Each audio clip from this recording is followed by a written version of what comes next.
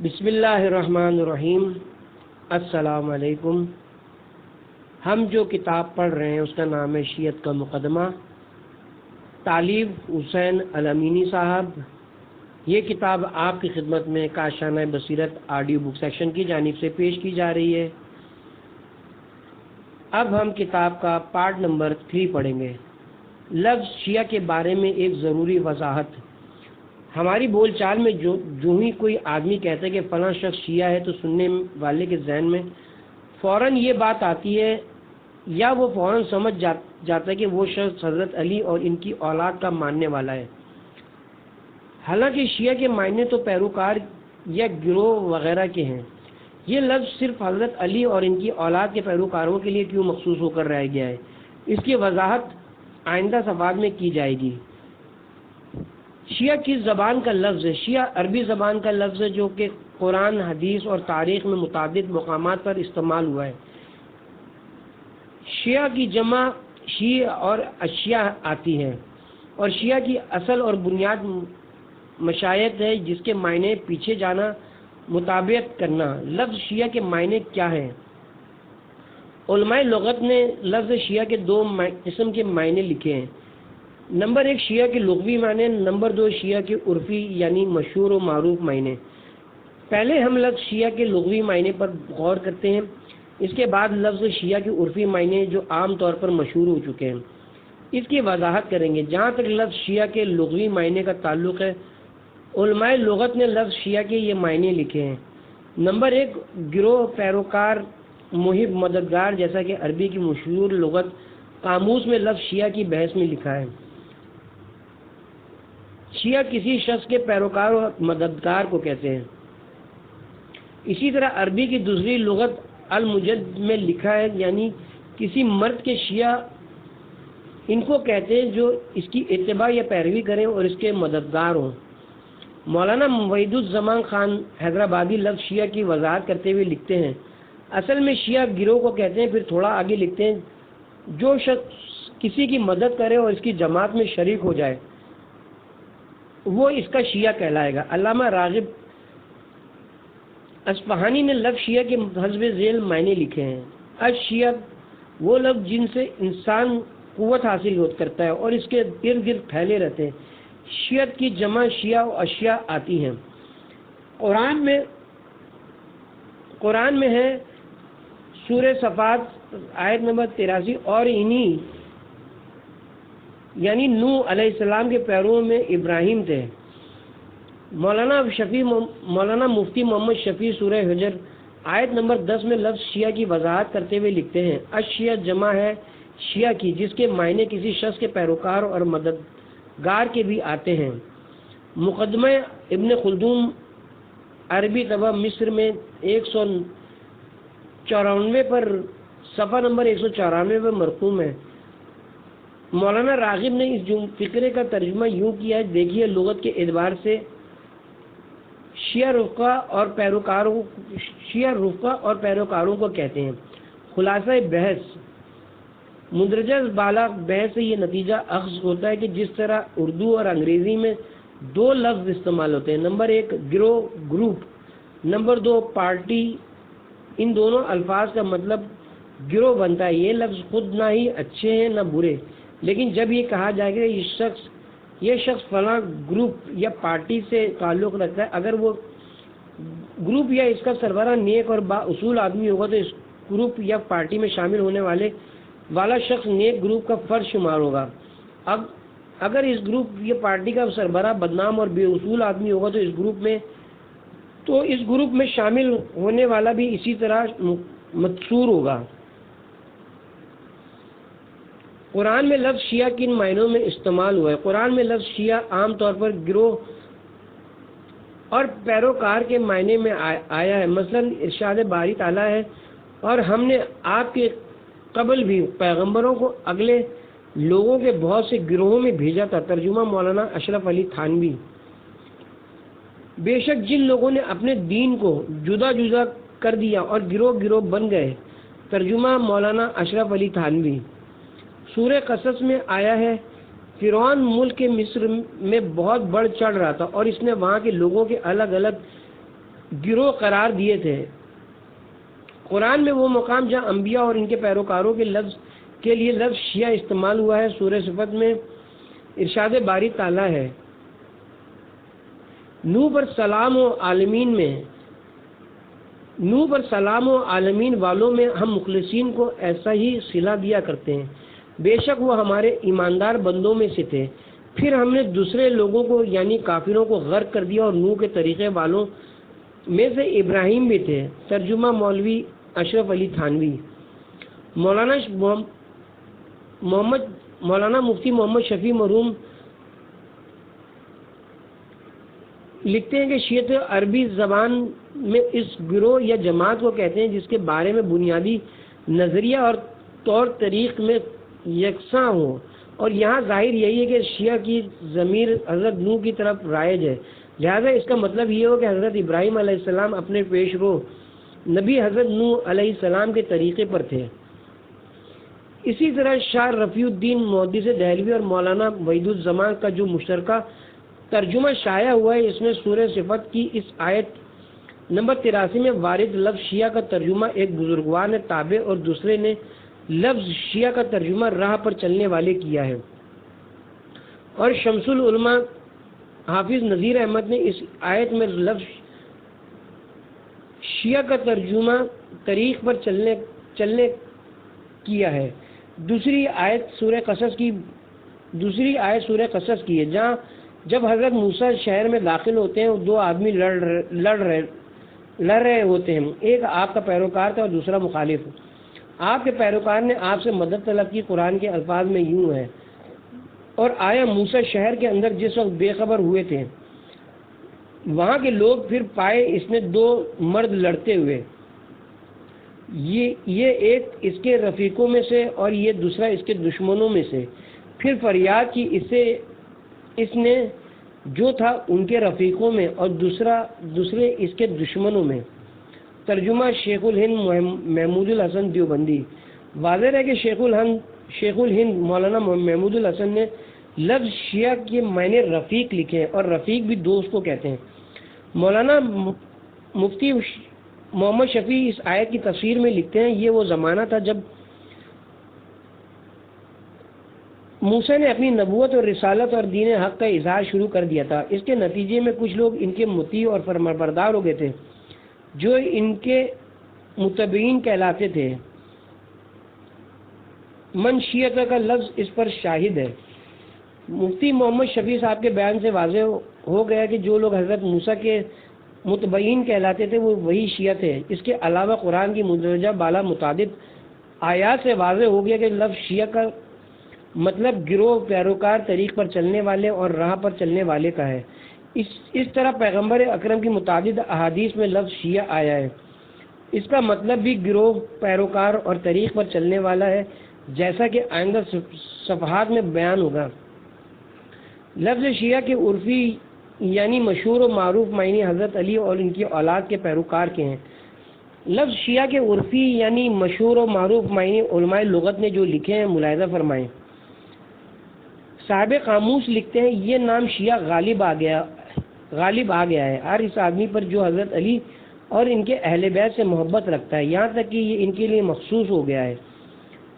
النہایہ لا بن اسیر کی عبارت ملاحظہ ہو، شیعہ نام ہے ان لوگوں کا جو حضرت علی اور ان کے اہل بیت سے عقیدت کا دعویٰ کرتے ہیں، اور یہ لفظ ان لوگوں کا نام بن گیا ہے۔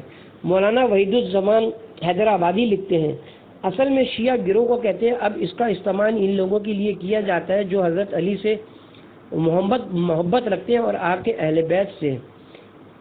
مقدمہ تاریخ عربی میں علامہ ابن خلدون لکھتے ہیں، اگلے پچھلے فقہا اور اہل کلام کی اصطلاح میں اس لفظ کا اطلاق علی اور ان کی اولاد کے پیروکاروں میں ہوتا ہے۔ حضرت علی اور ان کے پیروکاروں کو شیعہ کیوں کہتے ہیں؟ لفظ شیعہ کے بارے میں علماء لغت اور برادران اہل سنت کے دیگر جید علماء کے بیانات نقل ہو چکے ہیں کہ شیعہ گروہ طریقے پر چلنے والے اور پیروکار وغیرہ کو کہتے ہیں۔ اس کے علاوہ لفظ شیعہ کے عرفی یعنی مشہور معنی تمام علماء لغت نے جو کچھ لکھے، اسے واضح ہوتا ہے کہ گویا لفظ شیعہ کا مطلب ہی یہ بن چکا ہے کہ جو شخص حضرت علی اور ان کے اہل بیت سے محبت رکھے، ان کی پیروی کرے اور ان کے طریقے پر چلے، یہ بات ہر شخص کو دعوت فکر دیتی ہے کہ لفظ شیعہ حضرت علی اور ان کے اہل بیت کے پیروکاروں کے لیے کیوں مخصوص ہو کر رہ گیا ہے۔ اس سلسلے میں جب ہم پیغمبر اکرم کی احادیث پر نظر ڈالتے ہیں تو اس کا جواب آسانی سے مل جاتا ہے کہ یہ نام یعنی شیعہ تو حضرت نے حضرت علی کے پیروکاروں کو دیا ہے۔ خود پیغمبر اکرم نے حضرت علی کے پیروکاروں کو شیعہ کہا ہے اور انہیں جنت کی بشارت دی ہے۔ برادران اہل سنت کے جید عالم مولانا عبید اللہ امرتسری نے حضرت علی کی سوانح عمری ارحج المطالب فی مناقب اسد اللہ الغالب میں حضرت کی وہ بہت ساری احادیث اکٹھی لکھی ہیں جن میں نبی کریم نے حضرت علی کے پیروکاروں کو شیعہ کا لقب دیا ہے اور انہیں جنت کی بشارت دی ہے۔ چند احادیث ملاحظہ فرمائیں۔ جابر بن عبداللہ سے روایت ہے کہ ہم جناب رسالت مآب کے حضور میں حاضر تھے کہ جناب امیر حضرت علی تشریف لائے۔ حضرت نے ارشاد فرمایا، قسم ہے اس ذات کی جس کے قبضے میں میری جان ہے، یہ حضرت علی اور اس کے شیعہ پس وہی قیامت کے روز جنت کے رفیع درجوں میں پہنچنے والے ہیں۔ اور اسی حالت میں آیت نازل ہوئی کہ وہ لوگ جو ایمان لائے اور نیک کام کرتے ہیں وہی لوگ سب خلقت سے اچھے ہیں۔ ابن عباس سے روایت ہے کہ جب یہ آیت نازل ہوئی کہ بتحقیق جو لوگ ایمان لائے ہیں اور نیک کام کرتے ہیں وہی سب سے بہتر ہے خلقت سے، جناب رسالت مآب نے حضرت علی سے ارشاد فرمایا کہ وہ لوگ تم اور تمہارے شیعہ ہیں، قیامت کے روز خوش اور خوشنود کیے گئے۔ اخرجہ ابن مردوہ اور ابو نعیم فی الحیلہ والدیلمی فی فردوس الاخبار و سیوطی فی الدار المنصور۔ جناب امیر حضرت علی سے مروی ہے کہ مجھ سے جناب پیغمبر خدا نے فرمایا، یا علی، کیا تو نے خدا کے فرمان کو نہیں سنا کہ تحقیق جو لوگ ایمان لائے اور اچھے کام کیے وہ سب سے بہترین مخلوق ہے۔ وہ لوگ تم اور تمہارے شیعہ ہیں، اور میرا اور تمہارا وعدہ گاہ حوض کوثر ہے۔ جب قیامت کے روز تمام گروہ حاضر ہوں گے تو تم سفید منہ اور نورانی ہاتھوں والے پکارے جاؤ گے۔ ام المومنین ام سلمہ سے روایت ہے کہ حضرت فاطمہ علیہ السلام جناب امیر حضرت علی کے ساتھ حضرت کی حضور تشریف لائیں۔ حضرت نے ان کی طرف سر اقدس اٹھا کر ارشاد فرمایا، یا علی خوش ہو تو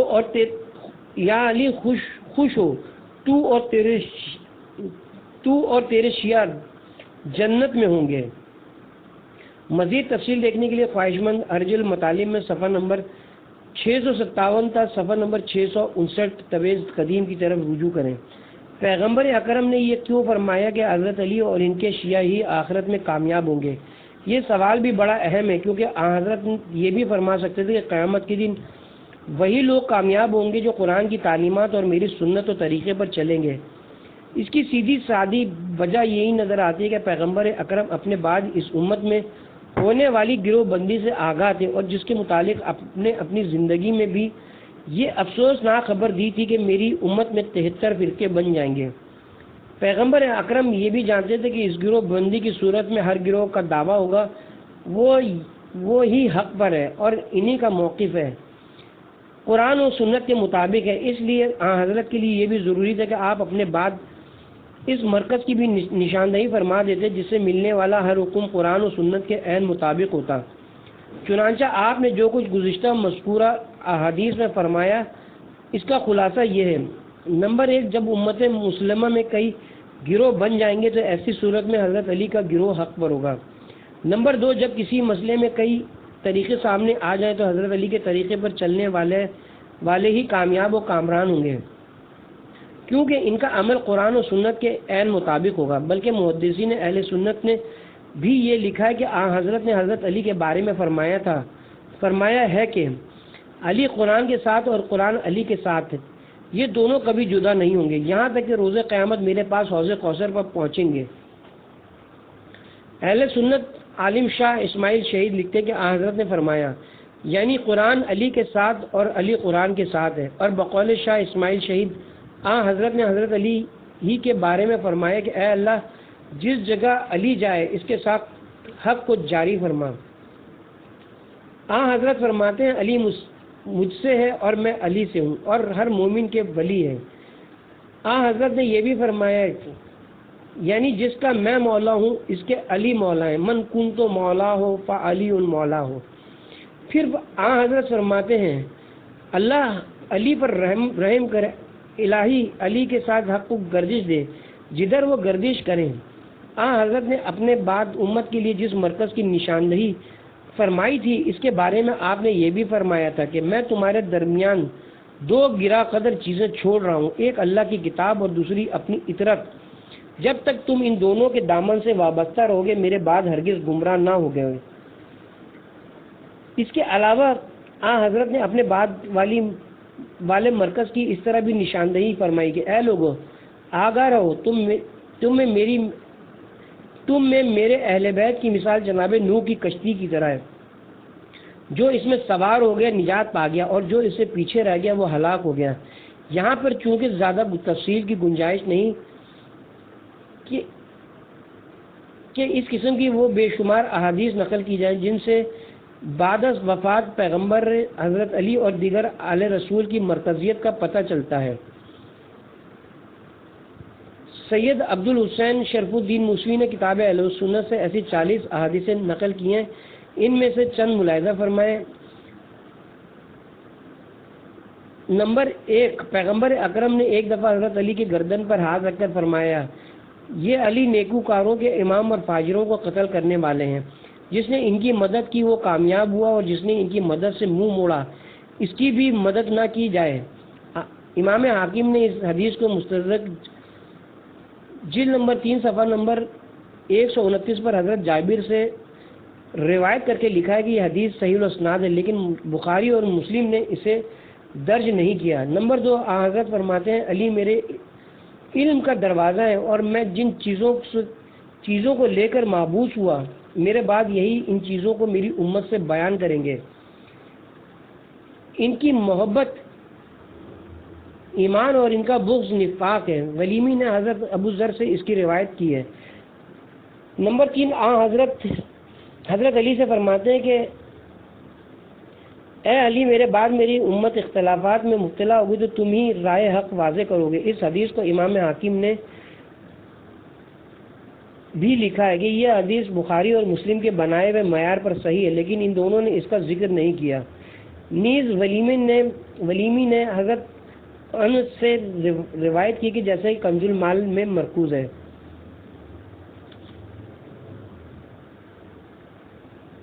اس لیے ہم اس طرف آتے ہیں کہ جب علماء اہل سنت نے وہ احادیث دیکھی جو شیعوں کے فضائل میں ہیں اور جن میں حضرت نے فرمایا کہ آخرت میں حضرت علی اور ان کی شیعی کامیاب ہوں گے، تو انہوں نے یہ دعویٰ کر دیا کہ وہ شیعہ تو دراصل ہم ہیں۔ اس سلسلے میں چند علماء اہل سنت کے بیانات ملاحظہ فرمائیں۔ شاہ عبدالعزیز محدث دہلوی کا اقرار کہ جن شیعوں کے فضائل میں احادیث وارد ہوئی ہیں وہ ہمیں شاہ عبدالعزیز محدث دہلوی تحفہ اثنا عشری میں لکھتے ہیں۔ اہل سنت کہتے ہیں کہ شیعہ پہلے زمانے کے شیعہ ہم ہیں، اور وہ حدیثیں جو فرقہ شیعہ کی فضیلت میں وارد ہیں ان سے مراد ہمیں نہ کہ روافض۔ علامہ ابن حجر مکی لکھتے ہیں کہ کامیاب ہونے والے شیعہ ہم ہیں۔ اہل سنت کے بہت بڑے عالم ابن حجر مکی اپنی کتاب سوائق محرقہ میں لکھتے ہیں کہ اہل بیت کے شیعہ وہ اہل سنت والجماعت ہیں، کیونکہ وہی لوگ ہیں جو اہل بیت سے اسی طرح محبت کرتے ہیں جس طرح خدا اور اس کے رسول نے حکم دیا ہے۔ ہم دوسری جگہ بھی لکھ چکے ہیں اور علامہ ابن حجر مکی کے جواب میں بھی بڑے ادب سے عرض کرتے ہیں کہ جن کی بخاری شریف جیسی کتاب میں حضرت علی سے صرف 19 حدیثیں اور مسلم شریف جیسی کتاب میں صرف 20 حدیثیں روایت کی گئی ہیں، کیا ایسے لوگ یہ دعویٰ کرنے میں حق بجانب ہو سکتے ہیں کہ حضرت علی کے شیعہ یہ ان کے طریقے والے لوگ ہم لوگ ہیں؟ علامہ وحید الزمان کا بیان کہ حضرت علی کے شیعہ ہم ہیں، مولانا وحید الزمان خان اپنی مشہور زمانہ کتاب لغات الحدیث میں لکھتے ہیں ایک بار میں نے جناب امیر کہہ کر آپ کو حضرت علی مراد لیے تو ایک سنی صاحب بگڑ کھڑے ہوئے اور کہنے لگے شاید تم شیعہ ہو۔ میں نے کہا میں بے شک شیعہ علی ہوں، اللہ ہم کو دنیا میں اسی گروہ میں رکھے اور آخرت میں ہمارا اسی گروہ میں حشر کرے۔ پھر حاشیہ بخاری پر لفظ شیعہ کی شرح میں یہ آرزو کرتے ہیں کہ یا اللہ قیامت کے دن ہمارا حشر شیعان علی میں کر اور زندگی بھر ہم کو حضرت علی اور سب اہل بیت کی محبت پر قائم رکھ۔ نتیجہ بحث علماء اہل سنت کے مذکورہ بالا بیانات پڑھ کر مندرجہ ذیل نتائج اخذ ہوتے ہیں۔ نمبر 1، شیعوں نے اپنے لیے جو نام پسند کیا وہ ان کی ذاتی اختراع نہیں بلکہ یہ نام شیعہ خود پیغمبر کی زبان سے عطا ہوا ہے۔ نمبر 2، شیعوں کے فضائل میں اور احادیث کتب اہل سنت میں وارد ہوئی ہیں، ان کی صداقت کی سب سے بڑی دلیل یہی ہے کہ خود علماء اہل سنت نے اقرار کیا کہ ہم شیعہ علی ہیں۔ نمبر 3، پیغمبر اکرم نے اپنے بعد امت میں جس افسوسناک گروہ بندی کی نشاندہی فرمائی تھی، ان میں سے بروز قیامت وہ گروہ کامیاب ہوگا جس کے سربراہ حضرت علی ہوں گے۔ شیعت کی ابتدا کیسی ہوئی؟ اموی اور عباسی حکومتوں کے وظیفہ خور بعض جاہل اور متصب اہل قلم نے شروع سے اس بارے میں لوگوں کے ذہنوں میں غلط فہمیاں بھر رکھی ہیں اور حقائق سے بے خبر سادہ لوگ عوام شیعت کے بارے میں ہر دور میں مختلف غلط فہمیوں کا شکار ہوتے چلے آ رہے ہیں، لیکن اصل حقیقت کیا ہے اسے سمجھنا کوئی مشکل بات نہیں۔ شیعت دراصل کوئی الگ مذہب نہیں بلکہ شیعت تو آل رسول اور جلیل القدر صحابہ کرام کی اس آواز اور اس تحریک کا نام ہے جس کے مطابق پیغمبر اکرم صلی اللہ علیہ وسلم نے اپنی زندگی میں ہی حضرت علی کی خلافت کا اعلان فرما دیا تھا۔ جب مکہ میں پہلی اعلانیہ دعوت اسلام دی گئی تو بڑے مجمع میں جب حضرت نے لوگوں سے پوچھا کہ تم میں سے کون ہے جو اس مشن میں میرا ہاتھ بٹائے گا، تمام لوگ خاموش رہے، لیکن حضرت علی نے اٹھ کر آپ کی حمایت کا اعلان کیا تو پیغمبر اکرم نے تمام بنو ہاشم کے سامنے اعلان کیا کہ یہ میرا بھائی، میرا وصی اور تم میں میرا خلیفہ ہے، تم اس کی بات سنو اور جو کہے اسے بجا لاؤ۔ اور اپنی وفات سے تقریباً 2.5 ماہ قبل بمقام غدیر قم آخری حج سے واپسی پر بھی حضرت نے صحابہ کرام کی مجمع عام میں سورہ مائدہ کی آیت نمبر 67 اے میرے رسول جو حکم تیرے رب کی طرف سے تجھ پر نازل ہوا ہے اسے لوگوں کو سنا دے، کہ نازل ہونے پر حضرت علی کو پالانوں کے ممبر پہ لے جا کر ان کا ہاتھ بلند کر کے جو فرمایا تھا من کنتو مولا ہو فعلی مولا، یعنی جس کا میں مولا ہوں اس کے علی مولا ہیں۔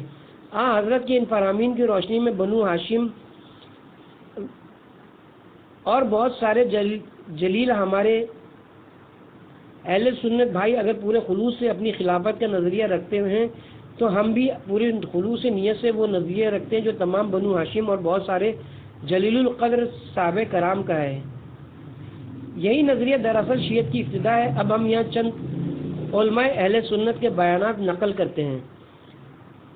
علامہ ابن خلدون ابتدائے دولت شیعہ کے عنوان سے لکھتے ہیں کہ سمجھ لو کہ دولت شیعہ کی ابتدا یوں ہوئی ہے کہ بعد از وفات رسول اہل بیت کا خیال یہ ہوا کہ ہم ہی حکومت و فرما روائی کے مستحق ہیں اور خلافت ہماری نفوذ کے ساتھ مخصوص ہے، ہمارے سوا قبیلہ قریش میں کوئی شخص اس خصوصیت کا دعویٰ نہیں کر سکتا۔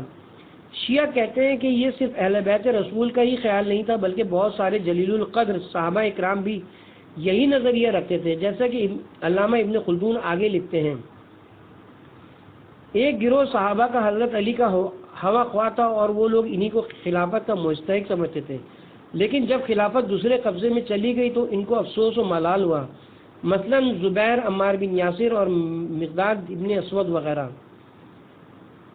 احمد امین مصری فجر الاسلام میں لفظ شیعہ کے زیر عنوان لکھتے ہیں شیعت کا پہلا بیج تو اس جماعت نے بو دیا تھا جن کا رسول اللہ کی وفات کے بعد یہ خیال تھا کہ اہل بیت رسول آپ کی جانشینی کے زیادہ حقدار ہیں اور اہل بیت میں مقدم ترین ہستیاں حضرت عباس رسول خدا کے چچا اور حضرت علی رسول اللہ کے چچیرے بھائی کی ہے۔ اور ان دونوں میں بھی حضرت علی زیادہ حقدار ہیں۔ حضرت عباس نے خود بھی حضرت علی سے خلافت کے استحقاق میں کوئی مقابلہ نہیں کیا۔ پروفیسر غلام رسول شیعت کی ابتدا کے بارے میں لکھتے ہیں، شیعت کا تخم صحابہ کی وہ جماعت ہے جو حضرت علی کو خلافت کا زیادہ حقدار سمجھتی تھی۔ ان میں سے مشہور حضرت عباس، حضرت ابو ذر غفاری، حضرت مقداد بن اسود، حضرت عمار بن یاسر اور سلمان فارسی تھے۔ حضرت جابر بن عبداللہ، ابی بن کعب، حذیفہ یمانی اور دیگر بہت سے صحابہ تھے۔ جو لوگ اس غلط فہمی یا خود فریبی کا شکار ہے کہ مذہب شیعہ کا بانی عبداللہ بن سبا ہے، سبا نامی خیالی شخصیت ہے، یا شیعت کو ایران کی پیداوار سمجھتے ہیں، وہ علماء اہل سنت کی مندرجہ بالا تحریروں کو غور سے پڑھیں کہ شیعت کے بانی خود صحابہ کرام تھے، اور امت میں اختلاف کی صورت میں خود بانی اسلام نے اس امر کی نشاندہی کی تھی کہ حضرت علی کے شیعہ ان کا گروہ اور انہی کے طریقے والے ہی ناجی ہوں گے۔ وفات پیغمبر اکرم کے بعد مسئلہ خلافت پر ایک نظر۔ وفات پیغمبر اکرم کے بعد مسئلہ خلافت نے کیا صورت اختیار کی؟ اہل سنت کے عالم مولانا شبلی نعمانی لکھتے ہیں، حضرت کی وفات کے ساتھ ہی خلافت کے باب میں 3 گروہ ہو گئے۔ نمبر 1 انصار، نمبر 2 مہاجرین، نمبر 3 بنو ہاشم۔ مہاجرین حضرت ابوبکر کے ساتھ اور بنو ہاشم حضرت علی کے ساتھ تھے۔ دوسری جگہ یہی مولانا شبلی نعمانی لکھتے ہیں، حضرت کی وفات کے بعد حضرت فاطمہ کے گھر میں ایک مجمع ہوا جس میں بنو ہاشم اور ان کے اتباع شریک تھے اور حضرت علی ان کے پیشرو تھے۔ یہ بنو ہاشم کے کون سے بزرگ اس وقت موجود تھے اور ان کے ساتھ ان کے اتباع بھی تو جلیل القدر صحابہ کرامی تھے۔ علامہ ابن سعد نے طبقات کے 3 اور 4 جلد میں، اور شیعہ عالم سید علی مدنی نے الدرجات الرفیع فی طبقات الشیعہ میں بنو ہاشم کے کچھ بزرگوں کے نام لکھے ہیں۔ ان میں سے کچھ افراد کے نام ملاحظہ فرمائیں۔ نمبر 1 حضرت علی، جن کا مقام و مرتبہ کسی تعارف کا محتاج نہیں۔ نمبر 2 حضرت طفیل بن حرث بن عبد المطلب بدری صحابی۔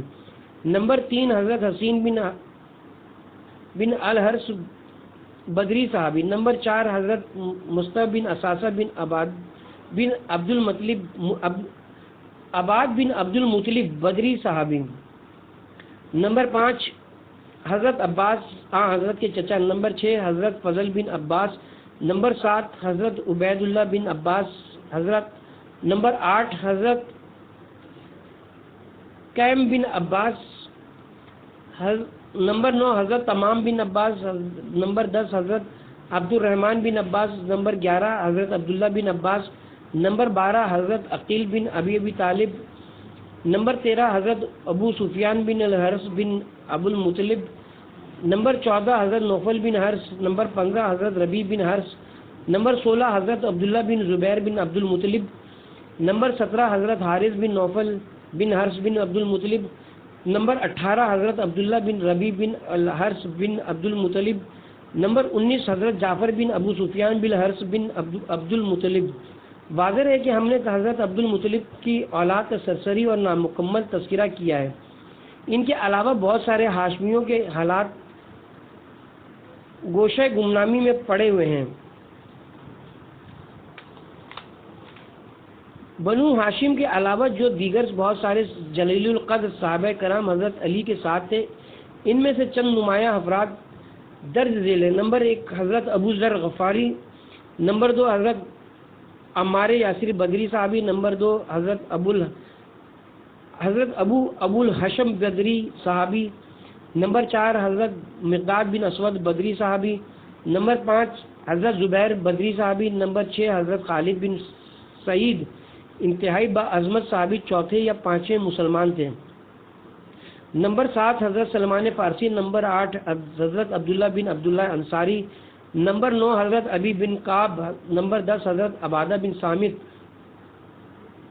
نمبر 11 حضرت حذیفہ یمان۔ یہ چند نمایاں صحابہ کرام کے نام ہیں جو ابن خلدون، پروفیسر غلام رسول اور عبد الحمید جود السحار مصری اپنی کتاب ابو ذر غفاری میں لکھے ہیں۔ اس سے ہمارا مقصد صرف یہ بتلانا ہے کہ حضرت علی کو بعد از وفات پیغمبر اکرم خلیفہ سمجھنا شیعوں کا اختراعی عقیدہ نہیں، بلکہ بہت سارے جلیل القدر صحابہ کرام کا بھی یہی نظریہ تھا۔ وفات پیغمبر اکرم کے بعد قریش نے حضرت علی کی بیعت کیوں نہ کی؟ تاریخ کے طالب علم کے ذہن میں اس سوال کا آنا قدرتی امر ہے۔ اس سوال کا قدر مفصل جواب تو ہم امامت کی بحث میں دیں گے، یہاں پر اہل سنت محقق مولانا شبلی نعمانی کے الفاظ ملاحظہ ہوں۔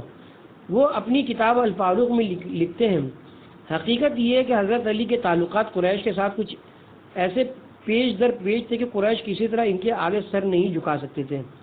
ڈاکٹر طہا حسین مصری اس سوال کا جواب اس طرح دیتے ہیں کہ قریش کی اکثریت بنی ہاشم سے خلاف اس خوف سے نکالنا چاہتی تھی کہ مبادا وہ ان کی وراثت ہو جائے اور پھر قیامت کے تک قریش کے کسی دوسرے خاندان میں منتقل نہ ہو سکے۔ چنانچہ قریش کے اس خطرے کہ وہ بنی ہاشم کی رعایا نہ بن جائیں اور خلافت کسی دوسرے خاندان میں منتقل نہ ہو جائے، بنی ہاشم کو قصداً اس سے دور رکھا۔ مقام غور ہے کہ قریش نے یہ فیصلہ کب کیا تھا؟ پیغمبر اکرم کی وفات کے بعد تو اتنا وقت ہی نہیں تھا کہ قوم سوچ سمجھ کر ایسا فیصلہ کرتی۔ اگر یہ فیصلہ پیغمبر اکرام کی زندگی میں کر لیا گیا تھا تو کن لوگوں کے درمیان یہ بات ہوئی تھی اور کہاں ہوئی تھی، اور کیا خود پیغمبر اکرم کو بھی اس کی خبر دی گئی تھی یا نہیں؟ حضرت علی نے تلوار کیوں نہ اٹھائی؟ اکثر برادران اہل سنت یہ سوال کرتے ہیں کہ حضرت علی فاتح خیبر تھے، آپ اتنے بہادر تھے، آپ نے تلوار کیوں نہ اٹھائی؟ ایسے احباب کی خدمت میں گزارش ہے کہ وہ حضرت کی وفات کے بعد دنیا اسلام کے حالات کا مطالعہ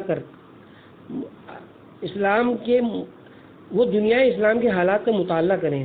خود علماء اہل سنت اس وقت کے حالات کا نقشہ کس طرح پیش کرتے ہیں۔ مورخ طبری نے لکھا ہے کہ حضرت کی علالت کی خبر ابھی مشہوری ہوئی تھی کہ اسود انسی نے یمن میں، مسلمہ نے یمامہ میں اور طلحہ نے بنی اسد کے علاقے میں بغاوت کر دی۔ مکہ جسے قیامت تک کے لیے اسلام کا اہم ترین مرکز بنا رہنا تھا، اس کی حالت کیا تھی؟ اہل سنت مورخ ابن ہشام اس بارے میں لکھتے ہیں، بعد از وفات پیغمبر اکثر اہل مکہ نے مرتد ہونے اور اسلام سے پھر جانے کا قصد کیا، یہاں تک کہ عقاب بن اسید جو نبی پاک کی طرف سے مکہ کے حاکم تھے، ان لوگوں کے خوف سے پوشیدہ ہو گئے۔ مدینہ منورہ کی اس وقت کیا حالت تھی؟ اہل سنت مصنف مولانا شبلی نعمانی کی زبانی سنیے، وہ لکھتے ہیں، حضرت نے جس وقت وفات پائی مدینہ منورہ منافقوں سے بھرا پڑا تھا، جو مدت سے اس بات کے منتظر تھے کہ رسول اللہ کا سایہ اٹھ جائے تو وہ اسلام کو پامال کر دیں۔ اس وقت دنیا اسلام کی مجموعی صورت حال یہ تھی۔ اہل سنت کی نامور علمی شخصیت سید ابو الحسن علی ندوی نے اس کا نقشہ اس طرح کھینچا ہے کہ صرف 2-3 مقامات ایسے بچے تھے جہاں نماز ہو رہی تھی اور پورا جزیرۃ العرب خطرے میں ارتداد کی زد پر تھا، اور اس بات کا اندیشہ تھا کہ اگر یہ ارتداد کچھ اور پھیلا تو پورا جزیرۃ العرب اسلام کی دولت سے محروم ہو جائے گا۔ حضرت علی بے شک بہادر تھے، لیکن اس کے ساتھ ساتھ اللہ تعالیٰ نے انہیں سوجھ بوجھ اور دور اندیشی کی دولت بھی عطا کر رکھی تھی۔ حضرت علی کبھی بھی یہ نہیں چاہتے تھے کہ اسلام کی وحدت پارا پارا ہو، اس لیے انہوں نے انتہائی بردباری اور صبر و تحمل کا مظاہرہ کیا اور اپنے سے پہلے خلفاء کے لیے کسی قسم کی مشکلات پیدا کرنے کی بجائے انہیں سکون سے حکومت کرنے کا موقع فراہم کیا۔ مسئلہ خلافت اور حضرت علی کا موقف۔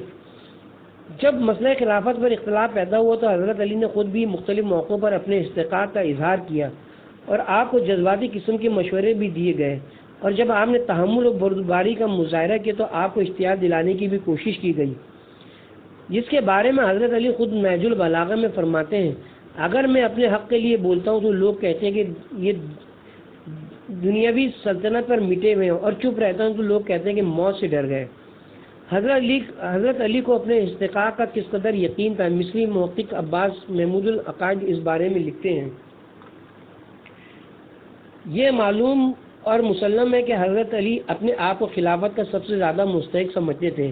حضرت ابو بکر جس دن خلیفہ بنائے گئے، حضرت علی اس دن بھی یہی نظریہ رکھتے تھے۔ حضرت عمر کو جس روز خلیفہ نامزد کیا گیا، اس روز بھی ان کی رائے میں کوئی تبدیلی نہیں ہوئی تھی اور حضرت عثمان کے خلیفہ بنائے جانے کے وقت بھی وہ اپنی سابقہ رائے پر ہی قائم تھے۔ حضرت علی نے کیا طرز عمل اختیار کیا؟ مسئلہ خلافت پر اپنے استحقاق کے باوجود حضرت علی نے کیا طرز عمل اختیار کیا؟ اہل سنت مصنف احمد حسن زیارت مصری اس بارے میں لکھتے ہیں کہ انہوں نے نہ تو خود غرضی سے کام لیا اور نہ فرقہ بندی کی کوشش کی، نہ موقع کی تلاش میں رہے، نہ جذبہ تعصب کو ابھارا، نہ مال و دولت سے للچایا۔ وہ حضرت ابو بکر و عمر کے ساتھ نیک نیتی سے پیش آئے اور حضرت عثمان کو خیر خواہی سے مخلصانہ مشورے دیتے رہے۔ عباس محمود العقاد مصری کے الفاظ ملاحظہ وہ لکھتے ہیں کہ حضرت علی کو اپنے استحقاق کی خلافت پر اس قدر یقین تھا کہ اگر اس کے باوجود جب ہم ان کی سیرت کا جائزہ لیتے ہیں تو واضح طور پر یہ معلوم ہوتا ہے کہ ان پر اپنی حق تلفی کا احساس اس قدر غالب نہیں آیا جو عام طور پر مسلمانوں کو مغلوب کر لیتا ہے۔ جو سیرت شیخین پر چلنے کی شرط رکھ کے آپ کو خلافت پیش کی گئی تو حضرت علی کا جواب، حضرت علی کو اپنے استحقاق خلافت کا جتنا یقین تھا وہ علماء اہل سنت کی زبانی بیان ہو چکا ہے، لیکن اس کے باوجود آپ اصولوں پر کس طرح کاربند رہتے تھے۔ حضرت عمر کے بعد آپ کو خلافت اس شرط پر پیش کی گئی کہ آپ قرآن و سنت کے ساتھ سیرت شیخین یعنی حضرت ابو بکر و عمر کے قائم کردہ طریقے بھی برقرار رکھیں، تو آپ نے قرآن و سنت کے ساتھ کسی اور چیز کو قبول کرنے سے انکار کر دیا۔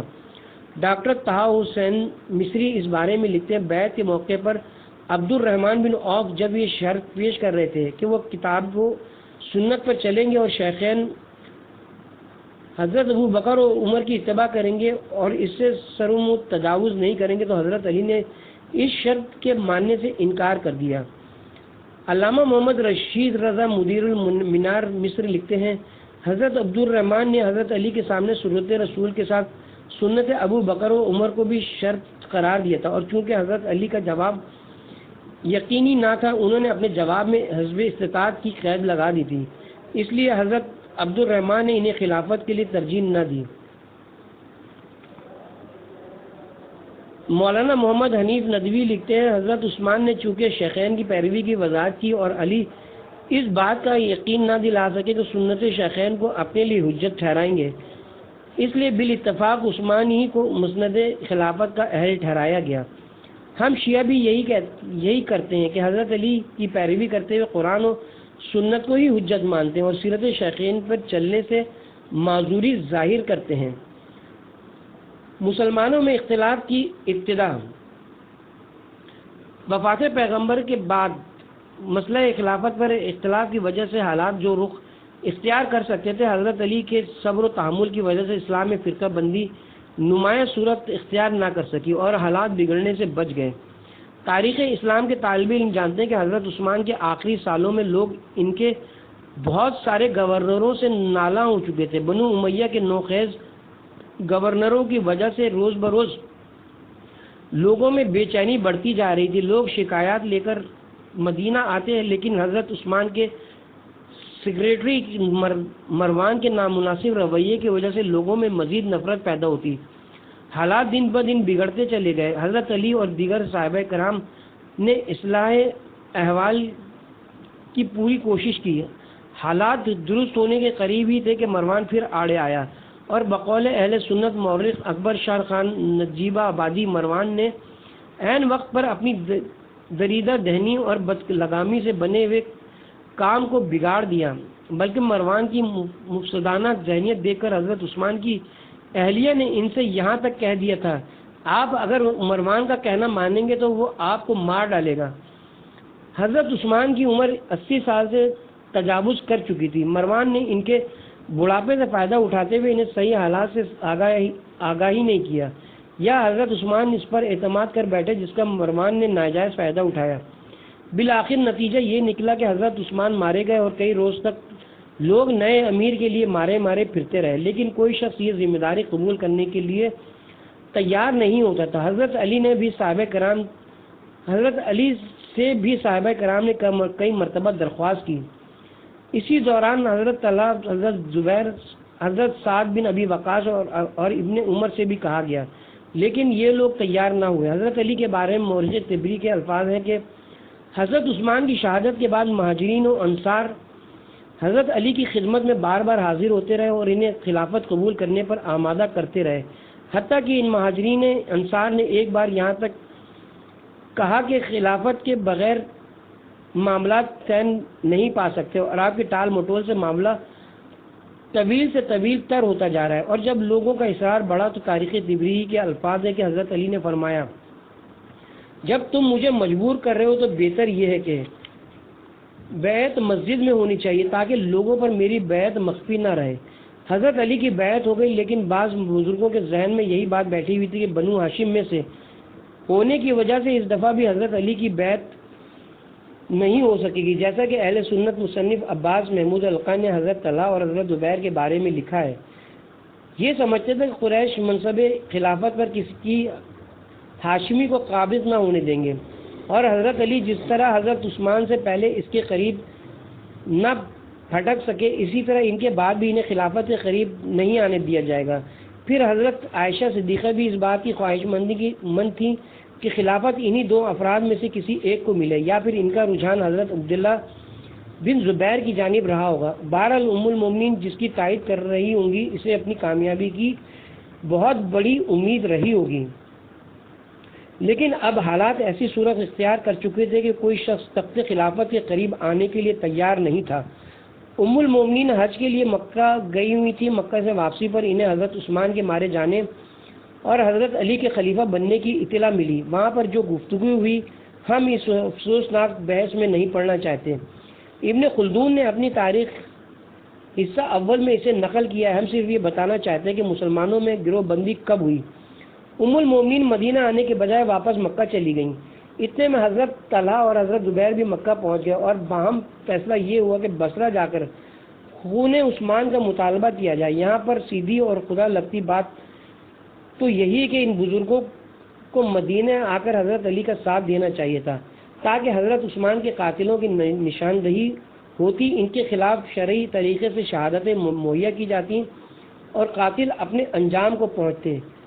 افسوس کہ ایسا نہ ہوا۔ قافلے کی بصرے کی جانب روانگی اور ملت اسلامیہ کی دو حصے ہونے کی ابتدا۔ ام المومنین کی سربراہی میں ایک قافلہ جس میں حضرت طلحہ اور حضرت زبیر بھی شامل تھے بصرہ کی جانب روانہ ہوا۔ یہی وہ بدقسمت گھڑی تھی جب ملت اسلامیہ اعلانیہ طور پر دو گروہوں میں تقسیم ہو گئی۔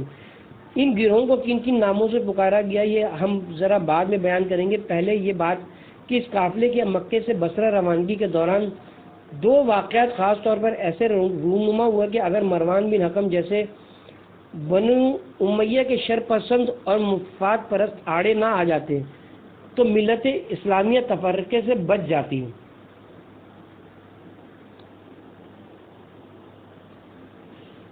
اور آج یہ فرقہ بندی شاید موجود نہ ہوتی۔